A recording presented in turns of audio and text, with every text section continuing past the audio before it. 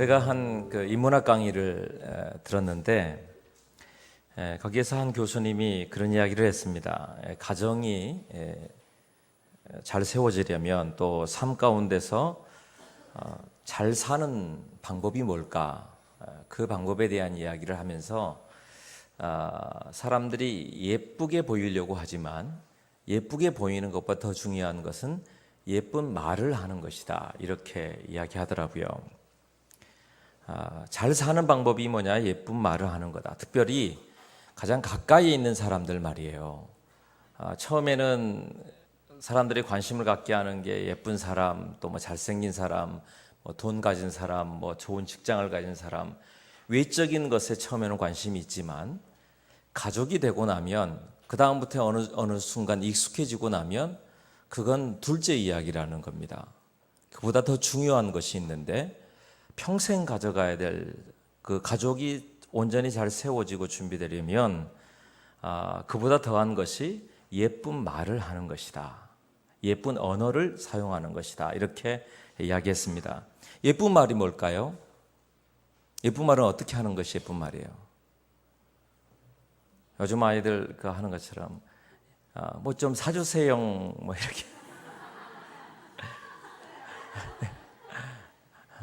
핸드백 사주세요, 이런 거예요. 그렇게 한다고 그래서 예쁜 말이 아니라는 겁니다. 그건 처음에 사랑이 불타오를 때나 사용하는 말이지, 시간이 지나면 그건 도리어 독이 될 수 있는 말이라고 합니다. 그럼 어떤 말이 예쁜 말인가? 우리가 잘 알고 있는 이야기예요. 인정하거나 칭찬해주는 말, 칭찬해주는 말이 예쁜 말이다, 이렇게 이야기하고 있습니다. 근데 예쁜 말이나 인정해주거나 칭찬해주는 말도 지극히 개인적인 이야기일 수 있어요. 잘 사용해야 된다고 조언합니다. 다시 말하면 여러분, 어떤 남편이 예를 들어서 회사에서 승진을 했어요. 여러분 뭐라고 이야기하겠어요? 축하해. 또 잘했어. 잘했어. 그런 이야기 우리가 하죠. 그런데 실제적인 사람들에게 진짜 칭찬의 말을 할 때에는 잘했어라든지 뭐 축하해 이런 것들도 되겠지만 그 사람 입장에서 이야기를 해줘야 된다는 거예요. 와, 좋겠다. 그러니까 지금 내 입장에서 잘했어라고 하는 건 내 입장이고, 실은 더 이게 칭찬이 되려면 그 사람의 상황에서 좋겠다, 이렇게 해줘야 된다는 거예요. 그리고 한 가지를 더 하는 겁니다. 따라서 하실까요? 나도 이렇게 좋은데 당신은 얼마나 좋아? 그래요. 그게 진짜 칭찬이래요. 그러니까 나에게서만 끝나는 게 아니라 그 사람 상황에서 칭찬을 해줘야 되는 거랍니다. 그러면 아이들이 시험을 잘 봐왔어요. 그러면 뭐라고 해야 될까요? 방금 배웠잖아요. 뭐라고 해요? 좋겠다. 그리고요, 엄마도 이렇게 좋은데 딸은 얼마나 좋아? 아들은 얼마나 좋아? 이렇게 상대방의 입장에서 칭찬해 주는 게 맞다는 겁니다. 그런데 보통 한국의 아내들은 그렇게 말하지 않는답니다. 말했지, 내가 하란 대로 하니까 그렇게 되잖아. 처음부터 그랬어. 처음부터 내가 하란 대로 하니까 지금 당신이 이렇게 여기까지 온 거 아니야? 그런다는 거예요. 그래요? 내가 죽으라면 죽고 살라면 살고 내가 하란 대로만 해, 하라고만. 그러면 남편이 외면하잖아요. 그럼 이런데요, 내 눈 똑바로 보고. 예쁜 말을 하는 것은 내 위주가 아니라 상대방의 위주로 하는 게 예쁜 말이랍니다. 또 하나는 어떤 이야기를 할 때 액션을 취하고 어떤 이야기를 할 때 리액션이 중요하다는 거예요. 반응을 어떻게 보이는가. 어떤 이야기를 했는데 그것에 대해서 시큰둥한다든지 반응을 보이지 않으면 상대방이 그것 때문에 자존감이 낮아지고 힘들어진다는 거예요.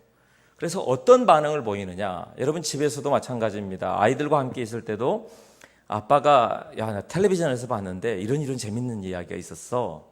그럼 대부분 재미없대요. 그런데도 불구하고 엄마가 와 재밌다라고 재밌다 해주면 아이들에게도 그렇고 아빠도 으쓱해져서 더 재밌어진다는 거예요. 그런데 한 가지를 덧붙이랍니다. 다 같이 한번 하실까요? 잘했다. 아니, 재밌다. 거기서 끝나는 게 아니라 어깨를 으쓱해 가면서 들썩거려 가면서 재밌다. 어떻게 하라고요? 어떤 반응을 보이느냐에 따라서 완전히 다른 상황이 된다는 이야기를 하는 겁니다. 우리 아이들에게도 마찬가지입니다. 어떤 반응을 보이고 어떻게 칭찬하느냐에 따라서 다른 겁니다. 예를 들어서 아이가 90점을 받아왔어요. 그럼 여러분 어떻게 반응을 보이실까요? 잘했다고 이야기. 잘했어. 잘했어. 이제 조금만 가면 돼. 보통 이런다는 거예요. 조금만 가면 돼. 다 왔어. 다 왔어. 100점을 맞아왔어요. 그럼 어떻게 할까요? 방심하지 마.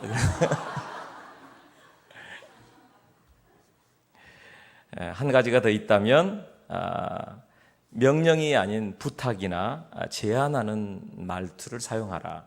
이것 좀 해.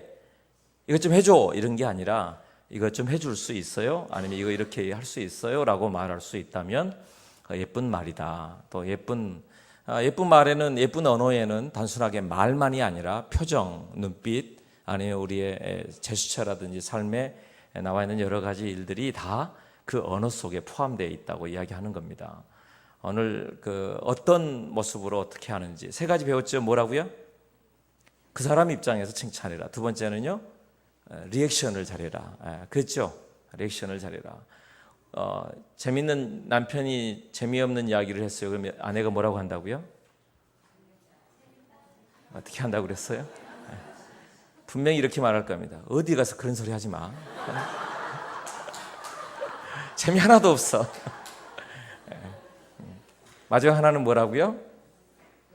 명령어가 아니라 그래죠. 부탁하는, 제안하는 이야기를 하라. 이런 이야기들을 들었습니다. 오늘 이야기를 하고 싶습니다. 무엇인가의 우리의 언어, 우리의 표현들, 우리의 삶 속에 일어나고 있는 많은 일들이 이 무더운 여름날에 사실 우리 속에서 몸이 처지고 힘이 들면 마음도 처지고 영혼도 처지는 일들을 많이 봐요. 근데 도리어 이 여름날이 하나님 앞에서 우리가 어떻게 설까? 또 어떻게 하는 것이 하나님 앞에서 우리 모습들을 더 담대하게 만드는 것일까에 대한 이야기를 나눠보고자 합니다. 오늘 본문의 이야기는 나다나엘의 이야기입니다. 나다나엘은 하나님의 선물이라고 하는 이름의 뜻을 가지고 있는데요. 나다나엘에게 빌립이 가서 전도했습니다. 우리가 46절부터 읽었지만 45절에 빌립이 나다나엘을 찾아 이르되 모세가 율법에 기록하였고 여러 선지자가 기록한 그 일을 우리가 만났으니. 누구예요, 이 사람이? 메시아, 예수 그리스도에 대한 이야기입니다. 율법에 기록했던 선지자가 기록한 그 사람을 만났다. 다시 말하면 우리가 그렇게 기다렸던 메시아를 드디어 만났어. 놀라운 이야기를 나다나엘에게 전하는 거죠. 그런데 그 다음 말이 중요합니다. 요셉의 아들 나사렛 예수니라. 한번 따라서 하실까요? 나사렛 예수니라. 나사렛 예수니라. 이 말이 왜 중요하느냐 하면 그 다음 나다나엘의 반응이 완전히 달라졌거든요. 나다나엘이 이르되 나사렛에서 무슨 선한 것이 날 수 있느냐. 다시 말하면 빌립의 이야기가 솔깃했습니다. 무엇보다도 그들이 정말 기다렸던 것은 메시아가 오기를, 구원자가 오기를 그렇게 기다렸음에도 불구하고 메시아를 기다렸던 그에게 정말 메시아가 나왔다는 이야기는 얼마나 기가 막힌 이야기였어요. 그런데도 불구하고 갑자기 나다나엘이 화를 내는 겁니다. 뭐라고 화를 냈어요? 나사렛에서 무슨 선한 일이 날 수 있느냐, 선한 것이 날 수 있느냐. 이유가 있습니다. 왜냐하면 나다나엘은 뒤에 말씀에도 보듯이 그는 말씀을 알고 있었던 사람이고 율법을 알고 있었던 사람일 뿐만 아니라 기도하는 사람이었고 묵상하는 사람이었어요. 그러니까 그가 알기에 당연히 그리스도는, 당연히 메시아는 베들레헴에서 날 것이라는 것을 알고 있었던 사람이란 말이에요. 그러니까 차라리 빌립이 가서 베들레헴에서 나신 예수님이 오셨다고 말했다면 어쩌면 솔깃했을 거예요. 그런데 나사렛이 왜 그랬느냐? 그 당시에 나사렛은 갈릴리에 속해 있었던 아주 작은 마을이었고, 그리고 이 갈릴리라고 하는 곳이 여호수아를 통해서 그 가나안 땅을 정복해 들어갈 때에 그 가나안 땅에 끝까지 반항했던 지역이 바로 이 지역이었답니다. 그리고 이 지역에 이방인들과 유대인들이 섞여 살았던 곳이고, 그것이 다윗 이후에 통일왕국 시대에는 같이 있었던 것 같지만 또 나눠져 있을 때는 북이스라엘에 속하고 또 이방인과 접촉돼 있고, 그러니까 이 지역은 못 사는 사람, 이방인의 사람, 가난한 사람, 마치 죄인 취급받는 사람, 별것 아니고 가장 천한 사람들이 살았던 동네를 나사렛이라고 하는, 이 갈릴리라고 하는 곳에서 생각했기 때문에 나사렛에서 무슨 선한 것이 날 수 있느냐라고 하는 말은 그 당시에 사람들이 연약한 사람들, 부족한 사람들을 놀릴 때 사용했던 관용구였을 것이다, 이렇게 말해요. 개천에서 용 난다고? 무슨 개천에서 용이 나? 개천에서 지렁이밖에 더 나지 않겠어? 비아냥거리는 그런 소리란 말이에요. 나사렛에서 무슨, 이 소리예요. 야, 나사렛에서 무슨 선한 게 났어? 이런 감탄의 소리가 아니에요. 나사렛에서 무슨 선한 게 있어? 나사렛에서 무슨 메시아가 나와? 나사렛에서 무슨 특별한 게 있어? 예수님께서 메시아가, 그리스도가 그곳에 오셨다고 하셨음에도 불구하고 나다나엘에게 있어서는 그가 가지고 있었던 지식, 그가 가지고 있었던 편견, 그가 가지고 있었던 생각들에 매여서 예수님이 보이는 게 아니라 나사렛이라고 하는 이곳에 매여 있게 되는 거예요. 너 어디 출신이야? 너 학교는 어디 나왔어? 너 어디에서 뭐 했던 사람이야?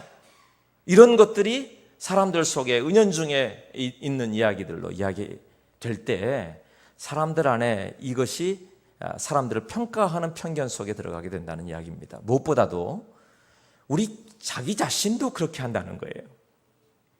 나 같은 게 무슨, 나사렛에서 무슨 이야기 속에는 나 같은 게 무슨이라고 하는 이야기가 포함되어 있어요. 이게 평상시에는 상관이 없는데 내 자존감이 낮아지고 내가 연약해지고 힘이 빠지고 뭔가 실패하고 내가 뭔가를 감당할 수 없다고 여겨지는 한계에 느낄 때 사람들 속에 밀려오는 이야기가 뭐냐면 똑같은 이야기를 하고 있는 거예요. 나사렛에서 무슨, 나 같은 게 무슨, 그럼 그렇지 뭐. 제가 이 강의를 듣다가 한 사람이 손을 들어서 질문하는 장면을 봤어요. 자기는 회사 생활을 하고 있는데 윗사람과 아랫사람 사이에서 너무 많이 눈치를 보고 있다는 겁니다. 너무 힘들다는 거예요. 자기에게 쏠리는 여러 관심도 힘들고 뿐만 아니라 나를 향해서 보고 있는 것들이 괜히 너무 부담스럽고 눈치가 보게 된다는 이야기를 하고 있는 겁니다. 자기가 너무 또 못나 보이고 그런 자기가 너무 힘들어 보이는 거예요. 뭐 하시는 분이세요? 물었더니 항공우주국의 항공우주센터인가요? 그곳에 그 연구원으로 있는 사람이에요. 여러분 생각해 보면 항공우주센터의 연구원으로 있고 박사가 되고 이런 사람 정도면 그렇게 자존감이 낮다든지 눈치를 볼 사람처럼 보여요? 그렇지 않잖아요. 그렇죠? 그런데 사람들 속에 자기들 속에 연약한 게 있어요. 사단은 그리고 이것을 계속해서 찌르는 겁니다. 너 이렇게 했잖아. 너 이런 사람이잖아. 너 이렇게 부족했던 사람이잖아. 네 안에 무슨, 너 같은 사람이 무슨, 나사렛에서 무슨. 여러분 안에 컴플렉스가 되어지고 나를 연약하게 만들고 내가 무너지게 만드는 일들이 여러분 뭐가 있어요? 다른 사람이 보기에는 사실은 부러운 자리에 있을 수도 있는 내 모습인데 사단은 끊임없이 나의 옛 모습 속에 있는 나의 모습들을 끄집어내기 시작하는 겁니다. 그리고 너 같은 게 무슨 그 일들을 할 수 있겠느냐고 오히려 우리를 무너지게 만드는 거죠. 여기서 우리는 한 가지 질문해 보아야 합니다. 여러분 자신에게 물어보세요. 여러분이 예수님을 믿으세요? 여러분이 예수님을 믿으십니까? 아멘이십니까? 그러면 여러분 생각해 보아야 합니다. 내가 예수님을 믿기 이전과 믿고 난 이후의 내 모습 말이에요. 예수님을 믿기 이전의 내 모습과 예수님을 믿고 난 이후의 내 모습이 여기 나사렛을 평가하는 내 모습, 내 속에 있는 나를 평가하는 내 모습이, 우리 가정을 평가하는 내 모습이, 우리 가문을 평가하는 내 모습이, 내 학벌과 내 삶을 평가하는 내 모습이 과연 어떤 평가를 받고 있는가? 우리는 예수님을 믿는다고 이야기합니다. 예수님이 나를 선택하셨다고 말합니다. 나는 예수님의 사람이라고 이야기합니다. 그런데 현실 속에 들어가면, 삶 가운데 들어가면 얼마나 우리 삶 가운데 똑같은 연약함이, 똑같은 자존감이 낮아지는 것이, 똑같이 나를 무너지게 만드는 것들이, 똑같이 내 모습 속에서 연약하게 만드는 것들이 내 안에 얼마나 많은지. 예수님을 믿는다고 말하면서도 내 속에는 여전히 저 속 깊은 곳에서 이렇게 말하는 거예요. 너 같은 게 무슨, 나사렛에서 무슨 선한 게 나올 수 있어. 네가 그럼 그렇지. 여러분, 자녀들에 대한 기대도, 아니면 남편과 아내에 대한 기대도, 우리 교회에 대한 기대도, 여러분의 인생에 대한 기대도, 뭔가에 대한 소망과 기대가 여러분을 주장할 때 그 속에 예수님이 계시느냐는 말이에요. 놀라운 일이 벌어졌습니다. 나사렛에서 무슨 이라고 평가했던 나다나엘이 완전히 달라졌어요. 어떻게 달라졌느냐? 예수님께 대하여 이렇게 고백하고 있는 겁니다. 랍비여, 당신은 하나님의 아들이시요 당신은 이스라엘의 임금이로소이다. 어떻게 달라졌을까요? 금방 나사렛에서 무슨 선한 게 날 수 있느냐? 빌립도 속이 부글부글했을 거예요. 그렇지 않겠어요? 빌립이 내가 메시아를 보았다고 말했다면, 그러면 이분은 보지 못했더라도 빌립을 통해서라도 이야기할 수 있지 않겠습니까? 빌립도 속으로 그럴 거예요. 아니, 너와 내가 친구면 나를 봐서라도 네가 그렇게 말하면 안 되는 거 아니야? 이런 생각이 들었을지 몰라요. 빌립이 아무 말도 않고 이렇게 말하죠. 와 보라. 네 눈으로 보라는 거예요. 네가 만나보라는 거예요.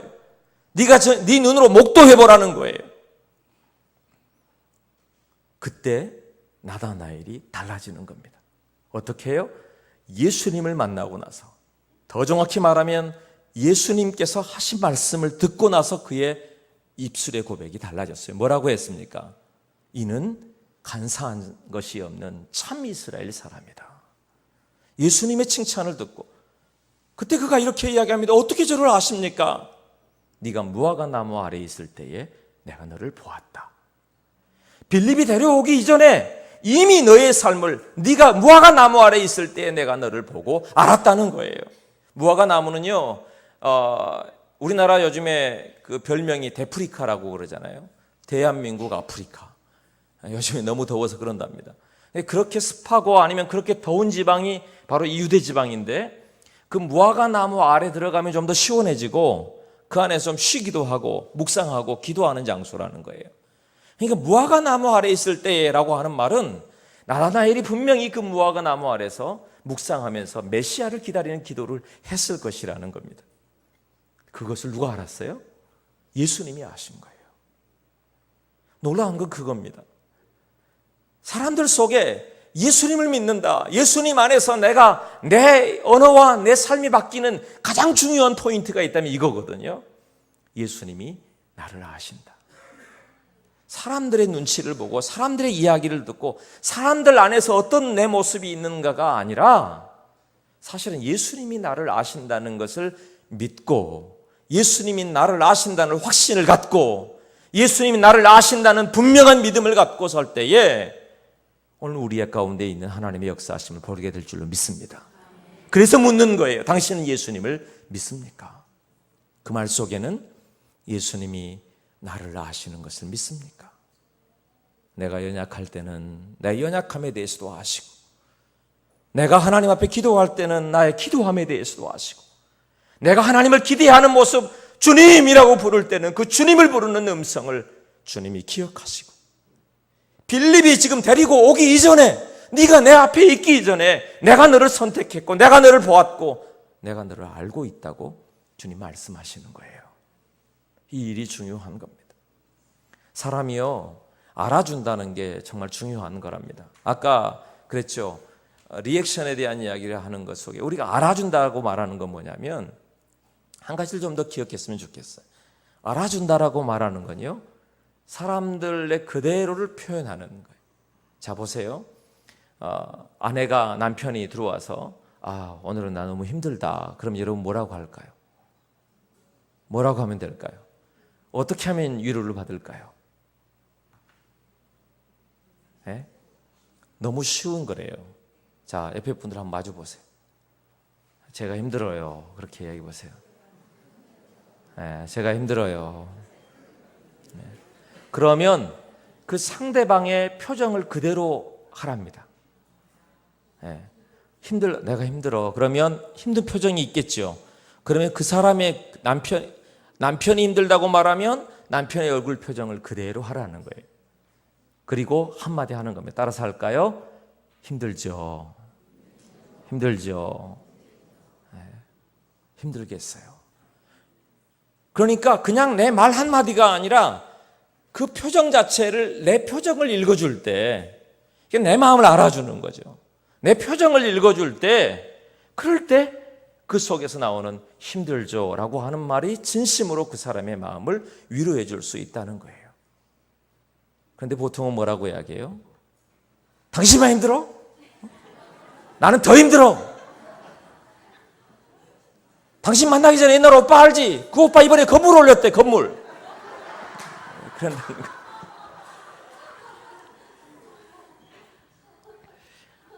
주여.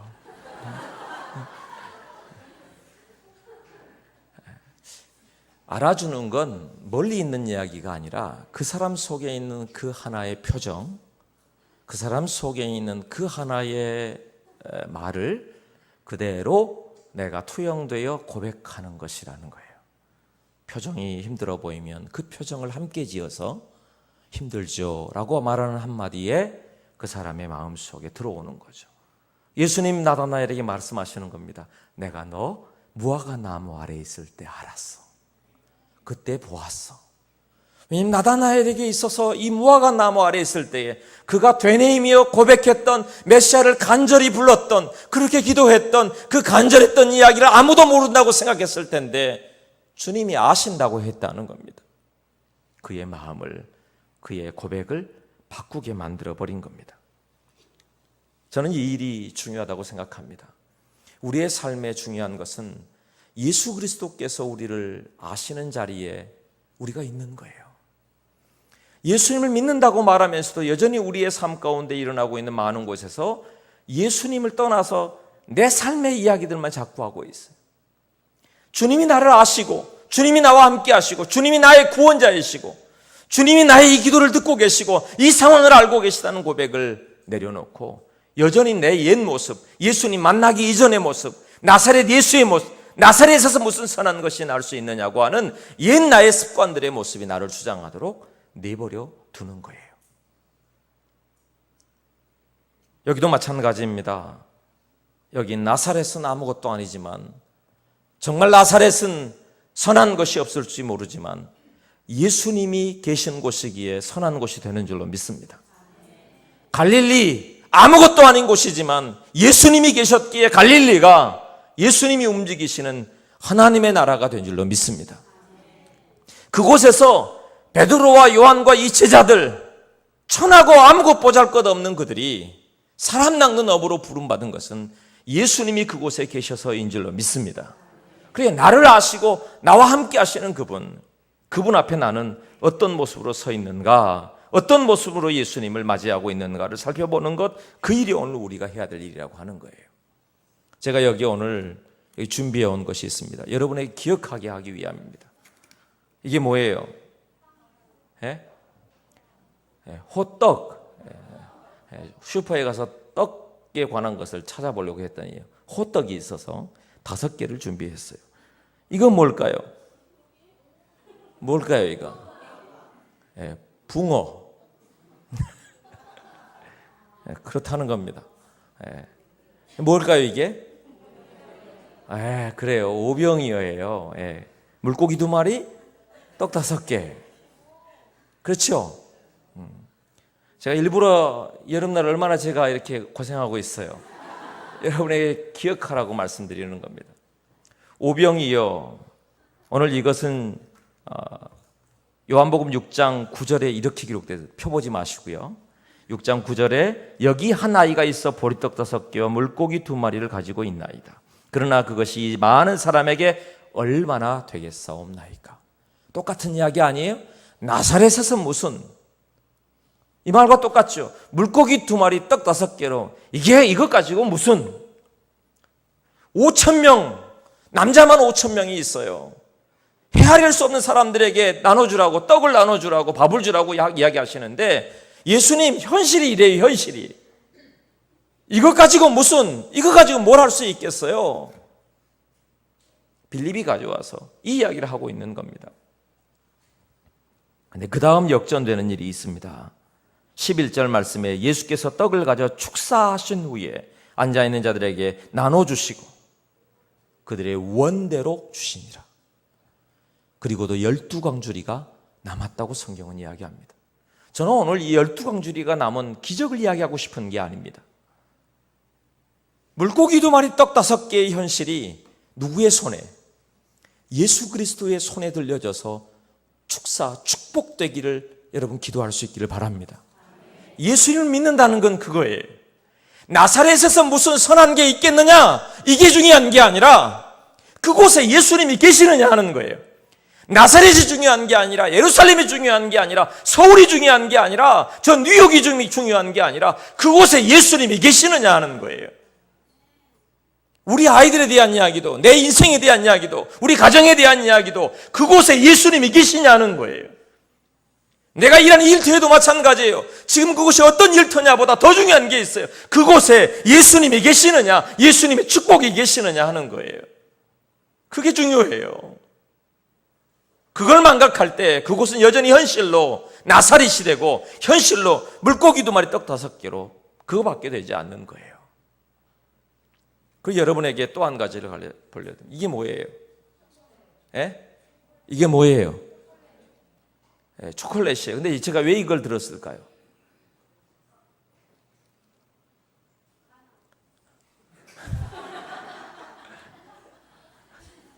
가나 초콜릿이에요. 제가 그 이야기 하려고요. 가나의 혼인잔치 말이에요. 요한복음 2장에 가나의 혼인잔치가 있어요. 가나는 재밌게도 나다나엘이 살고 있는 그 동네가 가나였어요. 근데 가나도 사실은 별 볼 일 없어요. 지금 여기 대한민국에서 가나의 이야기를 하는 이유가 뭘까요? 거기에서 혼인잔치가 있었다? 대단한 혼인잔치예요? 그것도 아니죠. 왕이 그곳에서 결혼했다고 해도 특별한 일이 아닐 거예요. 그런데 그곳에 혼인잔치가 있었다. 그게 왜 특별한 일이 되겠는가? 왜냐하면 이 한마디 때문입니다. 예수와 그 제자들도 혼례의 청함을 받았더니 예수님이 초청된 자리였다는 거예요. 우리는 생각할 때 가나의 혼인잔치는 물이 변하여 포도주가 되었다는 것에 주목합니다. 그렇지요? 그게 중요한 게 아니에요. 물이 변하여 포도주 되는 거 기적이죠. 근데 왜 그렇게 되었어요? 예수님이 초청되었다는 사실이. 그 사실이 중요한 겁니다. 나사렛도 그렇고 이 가나의 혼인잔치도 그렇고 여기 물고기 2마리 떡 5개도 마찬가지예요. 물고기 2마리 떡 5개는 정말 보잘것없는 겁니다. 가장 가난한 아이가, 가장 연약한 아이가, 가장 부족한 아이가 갖고 있었던 것입니다. 상담학이나 심리학에서는 그런 이야기를 하죠. 우리 속에서 다 어른이 되었지만 내 속에서 옛날 상처받은 자라나지 못한 아이가 있다. 어른 아이가 있다. 그런 이야기를 해요. 너무 많이 알아도 오히려 그것 때문에 괴로운 것 같아요. 그것도 마찬가지예요. 그 말을 다른 말로 오늘 본문의 이야기로 바꾸면 내 속에서 아직 자라나지 않은, 예수님을 믿었지만, 예수님을 초청했지만, 예수님 안에 거한다고 말하지만 내 속에서 여전히 자라나고 있지 않는, 여전히 해결되지 않는, 내 속에서 여전히 자존감, 내 연약함이 자존감이 있는, 떨치지 못하는 그 속에 붙어있는 이 나사렛이라고 하는, 오병이어라고 하는, 가난한 동네라고 하는 이 가나에 포도주가 떨어진, 여러분 만약 포도주가 떨어진 것으로 끝났다면 아무것도 아닌 거죠. 그런데 그곳에 예수님이 초청되어 오셨다는 겁니다. 예수님이 오셨어요. 예수님께서 함께 하셨어요. 또 한 가지 있어요. 이건 뭘까요? 이건 뭐예요? 접시. 제가 사실은 이런 걸 가져와야 되는데, 빈 그릇, 이것도 기억하세요. 열왕기하 4장 3절에 이르되 너는 밖에 나가서 모든 이웃에게 그릇을 빌리라. 빈 그릇을 빌리되 조금 빌리지 말고. 무슨 말일까요? 그의 집이 다 죽게 되었던 상황, 그러니 기름 부으심이 필요했던 상황. 빌려온 그릇이지만 하나님의 역사가 임할 때 그 기름이 끊이지 않고 흘러들어가서 그를 부욕케 하는 은혜가 있게 하신 줄로 믿습니다. 그곳이 하나님의 역사가 일어나는 곳이에요. 제가 언젠가 사무엘상 16장의 이야기를 알려드렸습니다. 사무엘이 이새의 집에 갔습니다. 사울을 버리고 하나님께서 또 다른 왕을 세우라고 말했기 때문입니다. 기름 부을 자를 찾아서 갔더니 들어가서 이새에게 아들들을 데려왔더니 첫째 아들 엘리압을 보니까 진짜 이 사람이 왕같이 보이는 거예요. 사무엘도 속았어요. 근데 하나님은 외모로 사람을 보지 말라고 사무엘에게 말씀하시고 엘리압도 아니라고 말씀하셨어요. 외모가 아니에요. 여러분이 현재 지금 들은 모습이 아니에요. 7명의 아들이 모두 지나갔습니다. 그리고 더 없느냐 그랬더니 없다고 했습니다. 진짜 없느냐 그랬더니 하나가 더 있긴 한데 우리 집 막내가 있습니다. 양치기가 있습니다. 그랬어요. 거기 방금 그 순간까지 바로 이 사무엘 16장까지 계속해서 이름도 나오지 않는 8번째 아들, 막내라고 기록되어 있는, 히브리 말로 막내는 하찮다 그런 뜻이에요. 하찮은 아들, 이름도 기록하지 않는 아들, 그 아들을 사무엘이 데려오라고 하죠. 그리고 그의 머리 위에 기름을 붓고 하나님이 이 사람이라고 말씀하실 때 그의 머리 위에 기름을 부을 때 하나님의 성령이, 하나님의 영이 그를 크게 감동하였더라. 그리고 드디어 이 아이의 이름, 하찮은 사람이었던, 막내였던, 주목받지 않았던, 연약했던, 나사렛 같았던 이 아이의 이름이 등장합니다. 이 아이 이름이 뭐예요? 다윗이에요. 다윗. 드디어 다윗의 이름이 거기서 시작되는 거예요. 하찮은 사람인 것처럼 보이고 주목하지 않았던 사람인 것처럼 보이고 나사렛에서 선한 것이 날 수 없어 보이는 이 다윗의 이름, 드디어 하나님의 기름 부으심이, 성령의 영에 감동된 역사가 일어날 때 하나님의 일들이 시작되었다는 사실입니다. 사랑하는 여러분, 이 여름날에 이 일을 기대할 수 있기를 축복합니다. 이 일을 기대하셔야 합니다. 여러분의 영혼에 대하여, 삶에 대하여, 우리 자녀들에 대하여, 우리 교회에 대하여, 이번 수련회에 대해서도 마찬가지입니다. 하나님 앞에서 무슨 기대를 하느냐? 내가 아니라, 내 현실이 아니라 예수 그리스도를 초청하는 걸 기대하는 거예요. 예수님이 축복하실 것을 기대하는 거예요. 성령의 기름 부으심이 임하실 것을 기대할 수 있게 되길 축복합니다. 그래요. 여러분의 일터에서도 마찬가지예요. 우리 아이들에게도 마찬가지예요. 그 은혜가 임하면 하나님의 역사하심이 새롭게 임할 것을 기대할 수 있게 되어지는 거죠. 예수님이 이렇게 말씀하십니다. 내가 너를 무화과 나무 아래서 보았다므로 믿느냐? 이보다 더 큰 일을 보리라. 예수님은 이 일에 대해서 말씀하시는 것이 믿음의 이야기라고 말씀하셨어요. 네가 나를 믿는 이유가 단순하게 내가 너 무화과 나무 아래서 보았다고 해서 네 알아준다고 해서 믿느냐? 그보다 더 큰 일을 보리라. 더 큰 일이 뭘까요? 그 뒤에 말씀에 하늘이 열리는 것, 하나님의 역사하심을 보게 하시는 것을 말하는 것입니다. 그런데 중요한 게 있어요. 이 일을 통해서 이제 복음이 시작되었다는 사실을 말씀하고 계시는 거예요. 너 단순하게 너 한 사람의 이야기가 아니라 나중에 이 나다나엘은 아마 바돌롬에 있을 것이다 라고 이야기합니다. 예수님의 제자가 되어 복음을 증거하는 사람 말입니다. 그 사실에 대해서 한 거예요. 다 따라 사실까요? 나는 예수님께서 나를 위하여, 우리를 위하여 이 땅에 오심을, 나를 위하여, 나의 죄를 위하여 십자가에 죽으심을, 다시 부활하심을, 다시 오실 것을 믿습니다. 볼 것입니다. 아멘. 이게 더 큰 일이에요. 이게 큰 일. 하나님이 세상을 이처럼 사랑하사 독생자를 주셨다. 이는 저를 믿는 자마다 멸망치 않고 영원한 생명을 얻게 될 거다. 이게 큰일이란 말이에요. 단순하게 내가 지금 위로받았다, 나를 아신다에 끝나는 게 아니라 우리를 구원하실 진실로 그리스도가 이 땅에 오셨다는 것을 보게 되고 알게 되었다고 선포하는 것입니다. 말씀 맺겠습니다.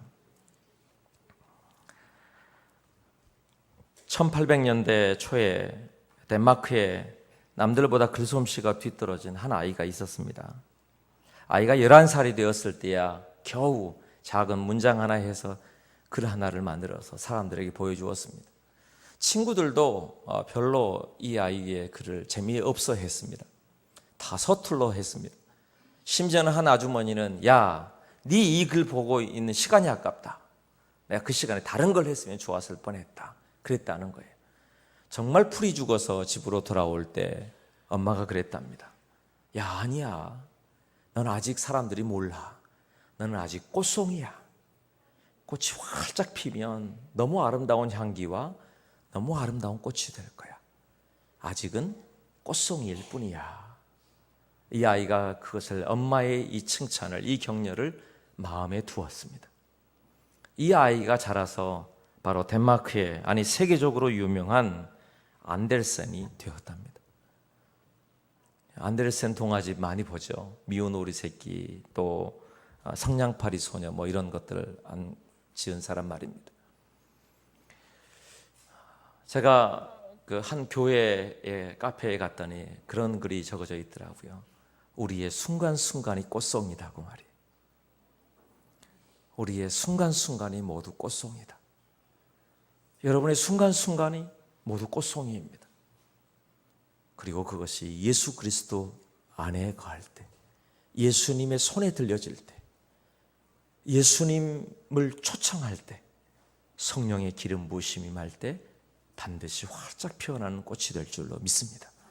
아니, 이미 우리는 예수님을 믿습니다. 나사렛에서 무슨 이것에 대해서 낙심하지 마십시오. 여러분 안에 예수님이 계십니다. 아멘. 기도하겠습니다. 우리 안에 예수님이 계심을 감사합니다. 하나님 영광을 받으시고 우리 안에 연약함들과 부족함이 많은 걸 알지만 사단의 속삭임에 넘어가지 않게 하시옵소서. 네가 무슨 이 일을 하겠느냐고 낙심하게 만드는, 네가 무슨 일들을 감당하겠느냐고 우리를 연약하게 만드는 일들에 무너지지 않게 하시고 주님을 기대함으로 주 앞에 서서 온전한 마음으로 찬송하고 영광 돌리도록 인도하여 주옵소서. 이 여름날에 낙심하지 아니하고 담대히 일어서서 예수님을 초청할 수 있는 용기를 주시고 예수님의 손이 들려져 하나님께 감사를 드리는 찬송이 끊이지 않는 이 여름날이 되게 하여 주옵소서. 예수님의 이름으로 기도드립니다. 아멘.